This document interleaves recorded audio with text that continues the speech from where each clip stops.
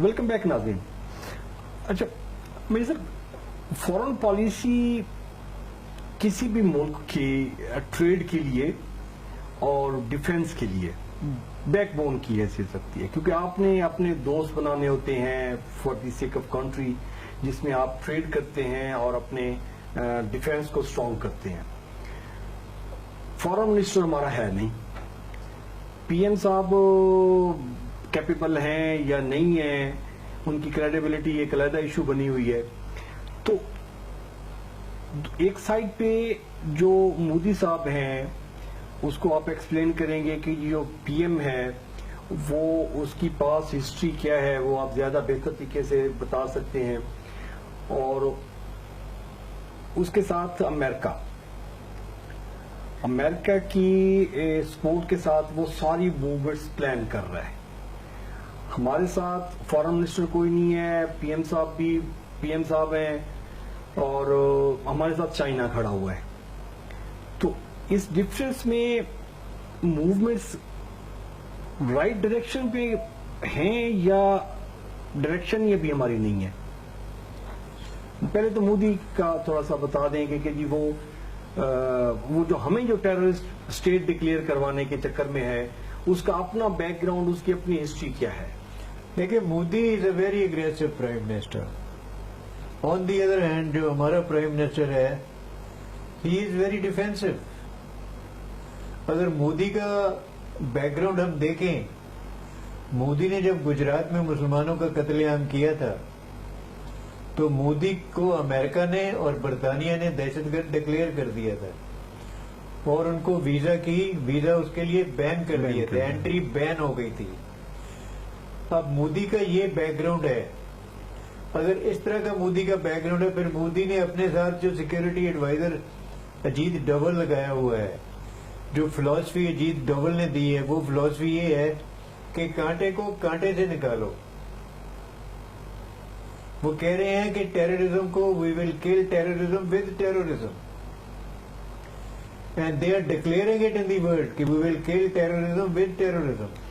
तो ये उसी का तो नहीं है कि जी वो कहते हैं कि एक साइड पे पाकिस्तान जो है ना जी वो टेररिस्ट एक्टिविटीज में इन्वॉल्व है और उसको यादेव को भेज दिया हुआ है कि जी जाओ जी इनको अफगानिस्तान बलोचिस्तान में जो वो एक्टिविटीज कर रहा है, ये उसी का फिलॉसफी तो नहीं है वो पे? ये अजीत डोवल की फिलॉसफी है कि इतना अग्रेसिवली एक चीज को लो कि लोग खुद ही उस चीज से परे हट जाए। लेकिन हुआ क्या, ये जो कुलभूषण यादव पकड़ा गया है, ये इंडिया की नेवी का ऑफिसर है। ओके। आज तक दुनिया में जो टेररिज्म होता रहा है वो थ्रू नॉन स्टेट एक्टर्स होता रहा है। उन एक्टर्स का स्टेट के साथ कोई तल्लुक नहीं होता था। लेकिन कुलभूषण यादव इंडिया की नेवी का एक ऑफिसर है। कुलभूषण यादव का इंडिया की स्टेट के साथ एक तल्लुक है। Kulbhushan Yadav is a state actor. Okay. Kulbhushan Yadav अगर स्टेट एक्टर है तो इसका मतलब ये है कि इंडिया की जो स्टेट है वो टेररिज्म में इन्वॉल्व है। लाइन ऑफ डायरेक्शन ड्रॉ करके दे रही है कि जी आपने इधर इधर मूव करना है, इधर जाना है। और फिर उसमें उसका बेस था चाबहार, उससे वो बलूचिस्तान में सारी अपनी टेररिस्ट एक्टिविटीज करता था। तो इन अ वे कुलभूषण यादव वो टेररिस्ट एक्टिविटीज नहीं करता था, वो टेररिस्ट एक्टिविटीज इंडिया करता था। ओके। तो हमने किसी प्लेटफॉर्म पे उसको मतलब पूरे वर्ल्ड को पिक्चर क्लियर की है कि जी ये यादेव साहब क्या कर रहे थे? किसी प्लेटफॉर्म पे हमने किया? इवन के यूएन में जो पीएम साहब ने अभी जो स्पीच किया उसमें भी मेरे ख्याल में उसका जिक्र कहीं नहीं है। उन्होंने किया कि जी ये एतजाज अहसन ने एक जगह कहा, अगर जैसे हमारे पास कुलभूषण यादव पकड़ा गया है, अगर इंडिया ने हमारा कोई इस तरीके का जासूस पकड़ लिया होता तो वो सबको पिंजरे में बंद करके यूएनओ लेकर जाता और दिखाता कि ये पाकिस्तान है जो हमारे खिलाफ टेररिज्म में इन्वॉल्व है। लेकिन हमने आज तक उसका नाम नहीं लिया। उसका नाम आज आया है जो पीएम हाउस में एपीसी हुई है। उस एपीसी के एलामिया में ये बात आई है कि कुलभूषण यादव जो पकड़ा गया है उसको हम सब उसकी एक्टिविटीज को और इंडिया की एक्टिविटीज को बलूचिस्तान में हम इनकी सबकी मजम्मत करते हैं। पीएम साहब की स्पीच पर आते हैं जो उन्होंने न्यूयॉर्क में की।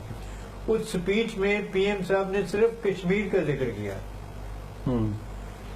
उस स्पीच का मेन थीम ये होना चाहिए था कि India is a terrorist country, India Kashmir में स्टेट टेररिज्म कर रहा है, इंडिया हमारे बलूचिस्तान में टेररिज्म कर रहा है, और उसका सबूत ये है कि हमने कुलभूषण यादव को पकड़ा है। फिर इंडिया के जो प्राइम मिनिस्टर जो मोदी साहब हैं, वो जब बांग्लादेश की विजिट पर गए तो उन्होंने खुद एडमिट किया कि 1971 में मुफ्ती बानी हमने बना के हमने अपनी फौज के जरिए पाकिस्तान के 2 टुकड़े किए। जब इंडिया ये एडमिट कर रहा है तो हमारे प्राइम मिनिस्टर की क्या मजबूरियां हैं? अच्छा, मैं आपकी बात को यहाँ कट करना चाहूंगा। एक सिटिंग प्राइम मिनिस्टर की ये स्टेटमेंट कितनी वैलिड जाती है वर्ल्ड वाइड कि जो वो एडमिट करेगी कि जी हमने एक मुल्क के खिलाफ ये मुफ्ती बानी और ये सारा का रोल प्ले किया था, उसको किसी जगह पे कोई चैलेंज किया जा सकता है कि ये मतलब ये एक्टिविटीज आप कैसे कर सकते हैं? उसको आप सिक्योरिटी काउंसिल में जा सकते हैं, उसमें आप जाके ये प्ली ले सकते हैं कि जो प्राइम मिनिस्टर है इंडिया का, he is a terrorist and Indian state is involve in terrorism. उन्होंने एडमिट किया कि 1971 में हमने ये काम किया है और ये जो डर्टी रोल प्ले किया हमने, डर्टी रोल प्ले किया है। और दूसरा वो ये कहते हैं, जो अजीत दोवल है उनके सिक्योरिटी एडवाइजर, वो ओपनली कहते हैं कि I will kill terrorism with terrorism. इसका मतलब ये है कि हम टेररिज्म करेंगे, और वो टेररिज्म ऐलान करके कह रहे हैं कि हम बलूचिस्तान में इन चीजों में टेररिज्म करेंगे, और उसके लिए वो अफगानिस्तान की सरजमीन का इस्तेमाल कर रहे हैं। अफगानिस्तान में उनके काफी से ज्यादा कॉन्सुलेट्स हैं जो ये सारी चीजें बैठ के कर रहे हैं। मेरे ख्याल में कुछ उसने फोर्सेज भी वहां डिप्लॉय की हुई है अफगानिस्तान में। अभी तक इंडिया की फोर्सेज अफगानिस्तान में नहीं पहुंची, लेकिन ऐसे लगता है कि अमेरिका इंडिया की फोर्सेज जो है वो अफगानिस्तान में पहुंचा देगा। ओके, अच्छा, ये हमारे व्यूअर्स के लिए मेरे सब सर्जिकल स्ट्राइक, ये एक वर्ड यूज हो रहा है, इसको थोड़ा सा एक्सप्लेन करें हमारे व्यूअर्स के लिए कि ये सर्जिकल स्ट्राइक ये क्या थी। अभी ये जो इंडिया ने की है वो सर्जिकल स्ट्राइक थी, या जो उड़ी कैंप में हुआ है वो सर्जिकल स्ट्राइक थी? वो एक कंफ्यूजन है, कोई थोड़ी सी, जरा इसको क्लियर करेंगे सर्जिकल स्ट्राइक को। सर्जिकल स्ट्राइक का मतलब ये है कि एक सर्जन जैसे ऑपरेशन करके जिस्म से अनवांटेड हिस्से बाहर निकाल लेता है।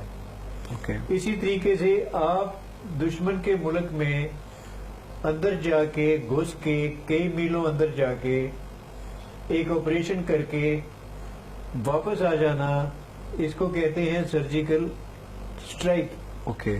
और इसको करने का तरीका ये है कि आप अपने ट्रूप्स हेलीकॉप्टर्स में लेकर जाते हैं, ट्रूप्स हेलीकॉप्टर से उतरते हैं, वो अपना ऑपरेशन पूरा करते हैं, हेलीकॉप्टर उतनी देर तक इंतजार करते रहते हैं, फिर उन्हीं हेलीकॉप्टर में आप ऑपरेशन करके वापस आ जाते हैं। इन हेलीकॉप्टर की प्रोटेक्शन के लिए आपको एयर सुप्रीमेसी चाहिए होती है। ओके।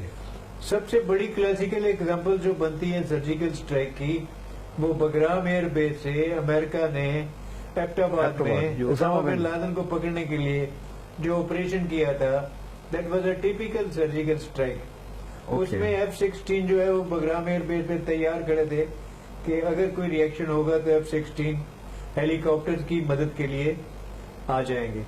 फिर ये जो सर्जिकल स्ट्राइक है इसके करने के कई तरीके, एक तो ये तरीका है जो मैंने अभी बताया, दूसरा सर्जिकल स्ट्राइक सिर्फ ड्रोन के जरिए भी कर सकते हैं। ओके। जैसे अमेरिका ड्रोन के जरिए, कंप्यूटर के जरिए स्पॉट करके टारगेट और जनूबी वजीरिस्तान में, ये जनूबी वजीरिस्तान में, अफगानिस्तान में भी अपने टारगेट को तबाह करता है।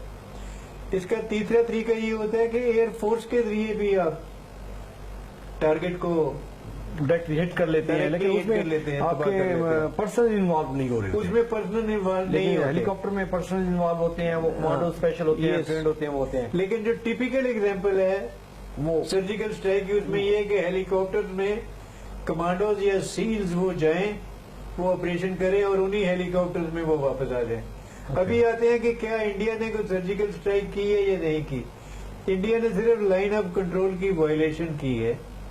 Okay. इंडिया सर्जिकल स्ट्राइक नहीं कर सका। इंडिया चाहता था कि करे, लेकिन उससे हो नहीं सकी।